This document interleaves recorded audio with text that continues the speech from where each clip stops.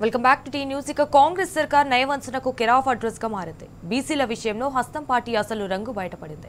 బీసీలకు 42% రిజర్వేషన్లు ఇస్తామని ఇన్నాళ్లు నమ్మబలికిన రేవంత్ సర్కార్ అసలు సమయానికి శటగోపం నెత్తిన పెట్టింది.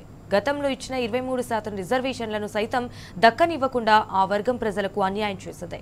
కేవలం 17% స్థానాలను మాత్రమే కట్టబెట్టింది. సో దీనిపై ఆదిలాబాద్ జిల్లా బీసీ సంఘాల నేతలు తీవ్ర స్థాయిలో మండిపడుతున్నారు.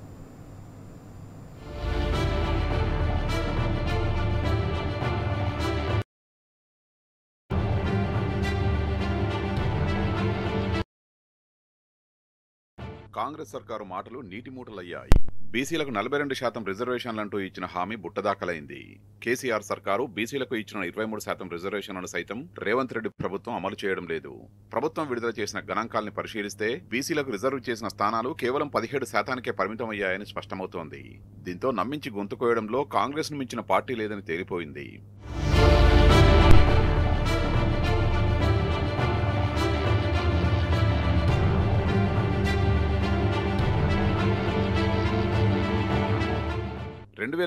స్థానిక సంస్థల ఎన్నికల్లో బీఆర్ఎస్ సర్కారు బీసీలకు 34% రిజర్వేషన్ కల్పించాలని జీవో తీసుకొచ్చింది.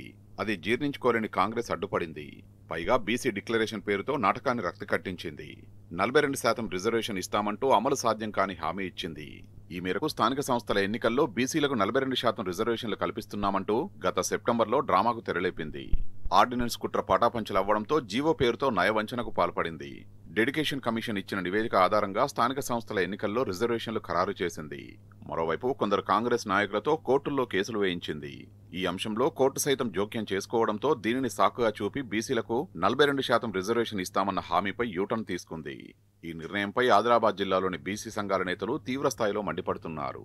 తెలంగాణ రాష్ట్రంలో సర్పంచ్ ఎన్నికలు వెంటనే నిర్వహించాలని షెడ్యూల్ జారీ చేయడం, గత ఎన్నికల్లో కాంగ్రెస్ ప్రభుత్వం రేవంత్ రెడ్డి ప్రభుత్వం బీసీలకు 42% తగ్గకుండా రిజర్వేషన్ ఇస్తామని హైకోర్టు ఆదేశాలతో 50% లోబడి రిజర్వేషన్ ఇస్తా అని 2019లో సర్పంచ్ ఎన్నికలలో సర్పంచ్లకు 23%, బీసీలకు జిల్లా వ్యాప్తంగా రిజర్వేషన్ ఇవ్వడం జరిగింది. 27% ఎస్సీ ఎస్టీలకు ఇవ్వడం జరిగింది. కలిపి 50% లోబడి రిజర్వేషన్ ఇవ్వడం జరిగింది.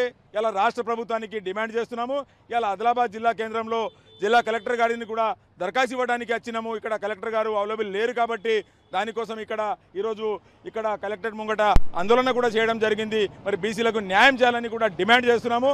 2018-19 ఎన్నికల్లో ఆదిలాబాద్ జిల్లాలో బీసీలకు 89 సర్పంచ్ స్థానాలు రిజర్వ్ చేయగా ఈసారి కేవలం 23 స్థానాలకే పరిమితం చేశారు. దాదాపు అన్ని జిల్లాల్లోనూ ఇదే పరిస్థితి నెలకొన్నది.